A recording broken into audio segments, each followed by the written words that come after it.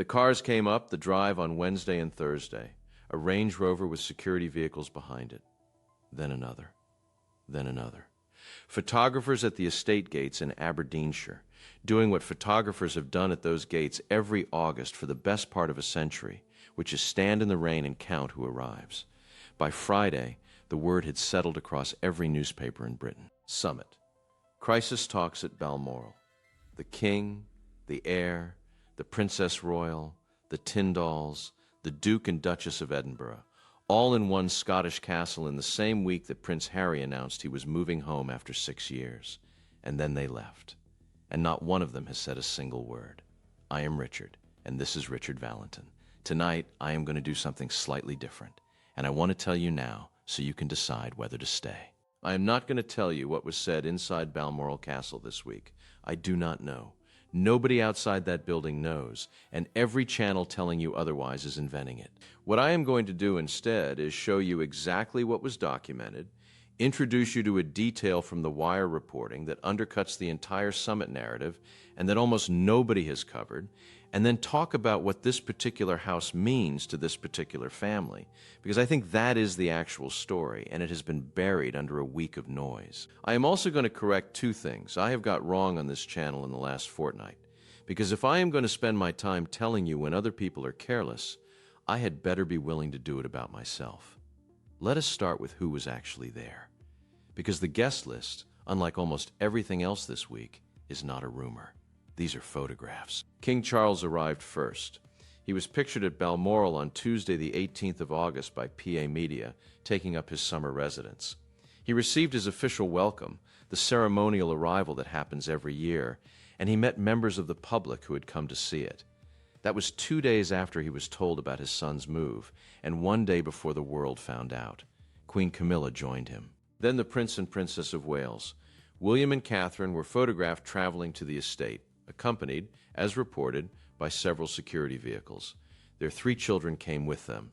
George, Charlotte, and Louis were later pictured at Balmoral by Hello magazine, and I will come back to those photographs because I think they were released for a reason. The Princess Royal, Princess Anne, was there.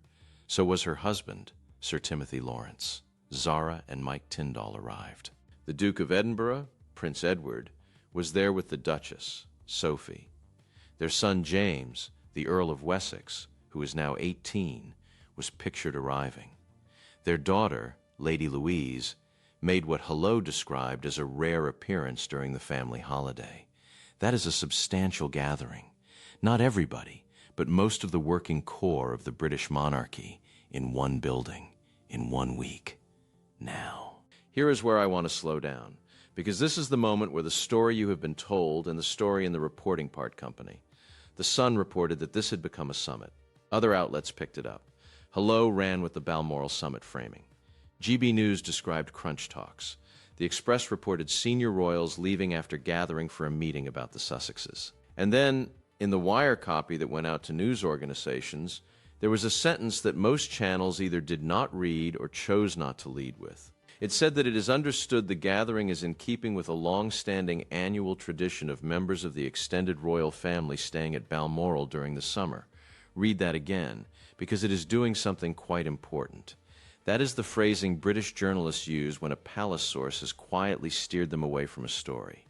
It is not a denial. Nobody denies anything in this world. It is a correction wearing a very polite coat, and it is almost certainly accurate, and here is why. The royal family has gone to Balmoral in August for about 170 years. Queen Victoria bought the estate in 1852. Every monarch since has spent the late summer there. The extended family comes and goes across several weeks. Everybody arrives in a car. The photographers stand at the gate. This happened in 2023. It happened in 2024. It happened in 2025. It will happen next August, whether or not anybody has announced anything. So when a British newspaper writes that senior royals gathered at Balmoral, the sentence is completely true, and it is also completely ordinary, and the word summit is doing every bit of the work. Now, I am not going to swing all the way to the other side and tell you nothing happened. That would be just as lazy in the opposite direction. Of course they talked about it. If your family gathers for a summer holiday in the same week that your estranged brother announces he is moving back to the country, the subject comes up. It comes up over dinner. It comes up on a walk. It comes up in a car on the way to church. But there is an enormous difference between a family that talks about a thing while on holiday and an emergency meeting convened to decide a policy. And this week, most coverage has quietly upgraded the first thing into the second. I want to show you what the second one actually looks like, because we have a direct comparison, and it is only 6 years old. On the 13th of January, 2020, Queen Elizabeth II convened a meeting at Sandringham. Present were the Queen, the then Prince Charles, Prince William, and Prince Harry. It was called, at the time and ever since, the Sandringham Summit. Now look at what a real summit produces. 5 days later, on the 18th of January, Buckingham Palace issued a formal statement. It set out the terms. The couple would no longer receive public funds. They would stop using their Royal Highness styles. They would formally step down as working members of the royal family. Convened deliberately, attended by a specific and limited group, followed by a written statement with terms in it. That is a summit. What happened at Balmoral this week was that people who go to Balmoral every August went to Balmoral in August, and no statement of any kind has been issued by anybody. If Kensington Palace or Buckingham Palace had convened something and reached a decision, we would have a piece of paper by now. That is how this institution has communicated every significant decision for 100 years. It does not leak conclusions. It publishes them. There is no piece of paper. There is silence. Now let me give you the one substantive thing that does appear to have been settled, because it is real and it matters. Hello Magazine reported that it understands there will be no alteration to Harry or Meghan's status within the royal family, in line with previous decisions. They remain private individuals and non-working royals, in keeping with the 2020 agreement. And Hello added a specific detail. The couple have not been offered what has always been called the half-in, half-out option. I want to explain that phrase for anyone who has not followed this closely, because it is the entire argument in 3 words. In January 2020, what Harry initially proposed was a hybrid arrangement. He would continue to carry out some duties on behalf of the Queen, keep some patronages, and be free the rest of the time to earn independently. Half in, half out. The late Queen rejected it. The reasoning, as it was explained at the time, was that you cannot be partly a representative of the Crown. Either the public can rely on you or they cannot, and there is no version where you represent the state on Tuesday and take a commercial contract on Wednesday. 6 years later, with the same man coming home to the same country, the answer is reported to be the same. And I think that is genuinely the most important sentence written about this family all week, and it was buried in paragraph 9 of a magazine article while everybody else wrote about crisis talks. Charles is reported to be pleased that he will see more of his son and grandchildren, and nothing else changes. That is the whole position. Come home, come for lunch, bring the children. You are still not coming back to the job. Now let me correct myself, as promised, because there are 2 errors on this channel from the last fortnight, and I would rather you hear them from me. The first one is a title. In an earlier program, I said that King Charles was told about the move 1 day before it became public. That is wrong. It was 3 days. He was informed on Sunday, the 16th of August. The story broke on Wednesday evening, the 19th. Sunday to Wednesday. 3 days. I took the figure from a summary rather than from the source reporting, and I did not check it against the timeline. I then read out in the same program, which is exactly the kind of sloppiness I spend my time complaining about in other people. My apologies. And I will say this. 3 days is a more interesting number than 1, not a less interesting one. 3 days is enough time for a conversation. It is enough time for the King to have told the Prince of Wales, and according to GB News, William was indeed given advance notice as well. 1 day is a phone call.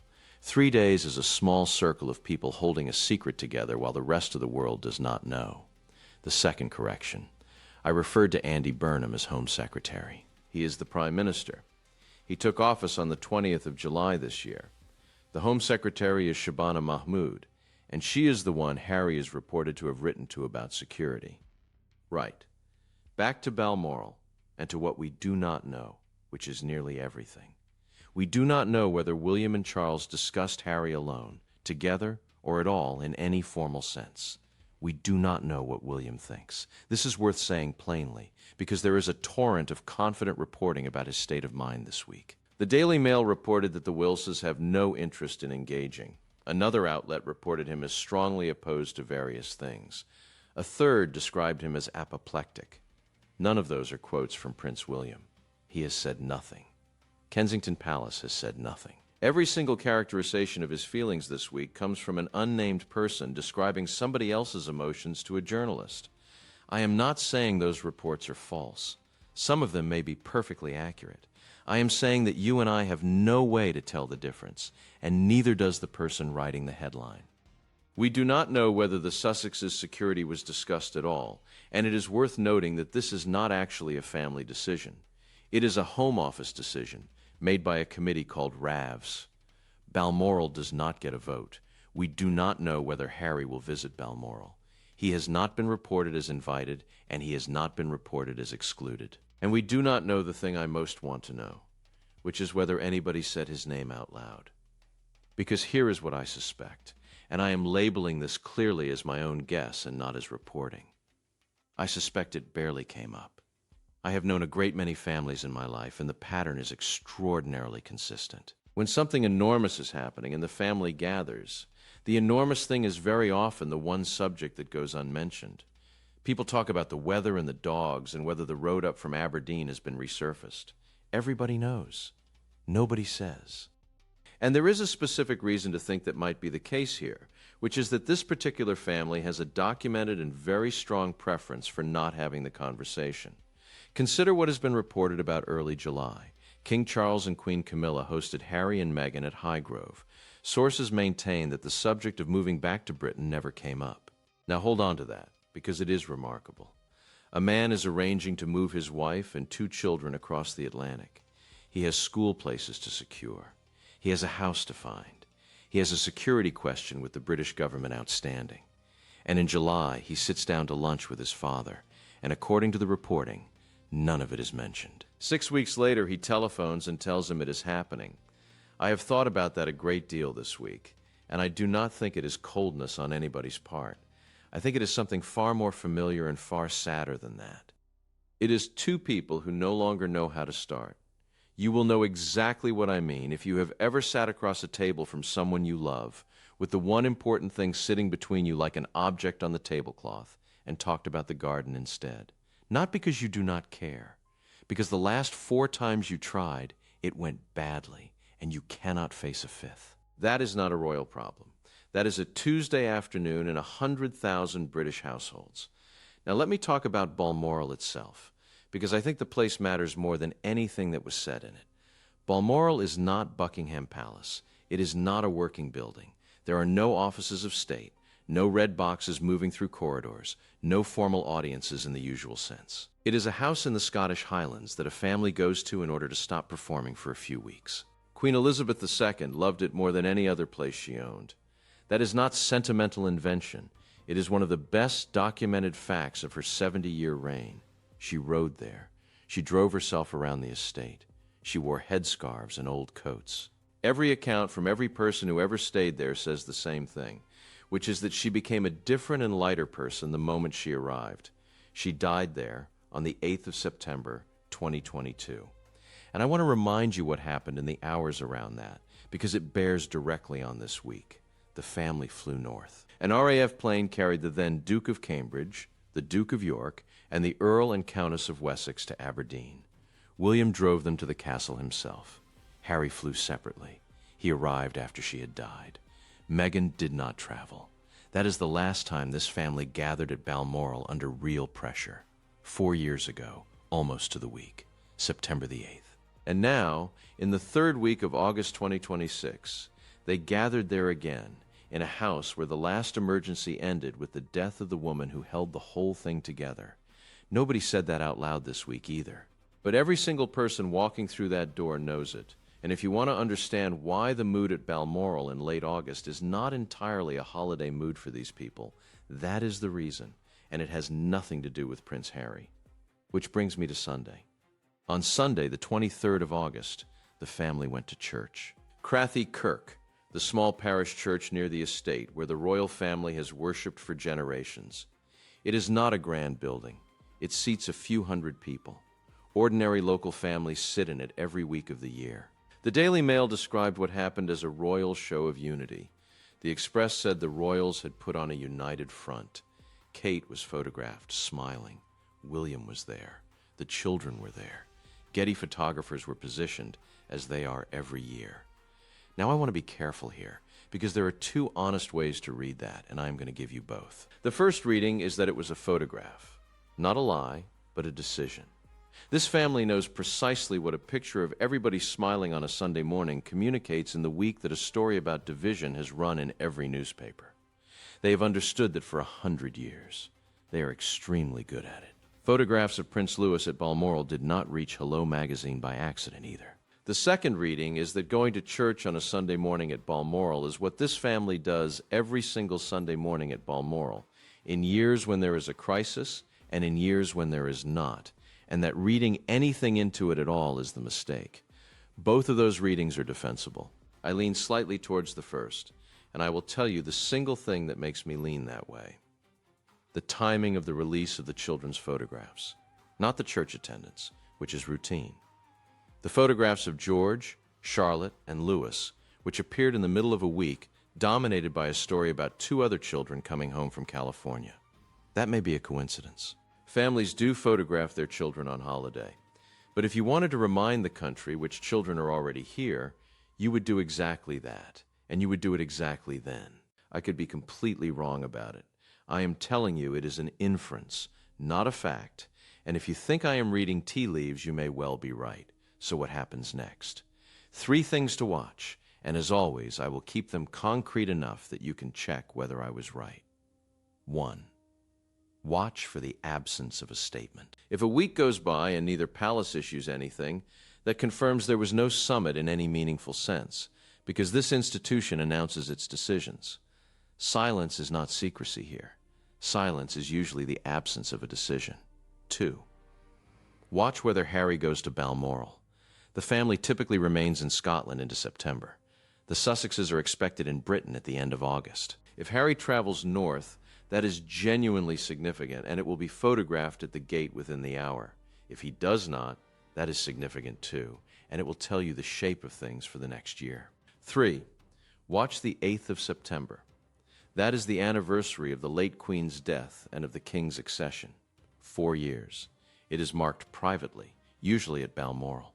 Who is present at that, in the first year that Harry lives in this country, will tell you more than any anonymous source in any newspaper between now and then. Let me finish with this. The headline on this program says they gathered and left without saying a word, and every word of that is accurate. They did gather. They did leave. Nobody has said anything. But I have spent this half hour trying to persuade you of something slightly different from what that headline implies. The silence is not necessarily a scandal. It might just be a family on holiday in a house full of memory, doing what this family has always done, which is not to discuss the thing. There is a version of this story where that silence is cold, calculated palace management, and half of you will believe that version, and you may be right. And there is a version where it is a 77-year-old man who has been treated for cancer, sitting in his mother's favorite house, having just heard that his younger son is coming home after 6 years, and finding that he cannot think of how to begin the conversation. So he goes shooting, and he goes to church, and he waits, and he hopes it will be easier once the boy is actually in the country. I do not know which version is true. Neither does anybody else with a camera or a keyboard. So here is my question tonight, and I do read them. When your family gathers and everybody carefully does not mention the one thing everybody is thinking about, what is that? Is it peace? Is it kindness in its way, letting somebody have their holiday? Or is it just avoidance dressed up in good manners, storing the whole thing up for a worse moment later? I have been on both sides of that table in my own life, and I still do not know the answer. Tell me below. And if you got it right, if you were the one who finally said the thing out loud and it went well, I would particularly like to hear how you started, because I suspect there are people watching tonight who need to know. If this was useful, subscribe. Everything here is sourced. When I get something wrong, As I did twice in the last fortnight, I corrected on air rather than quietly editing the description. I am Richard. Thank you for your company. Look after each other.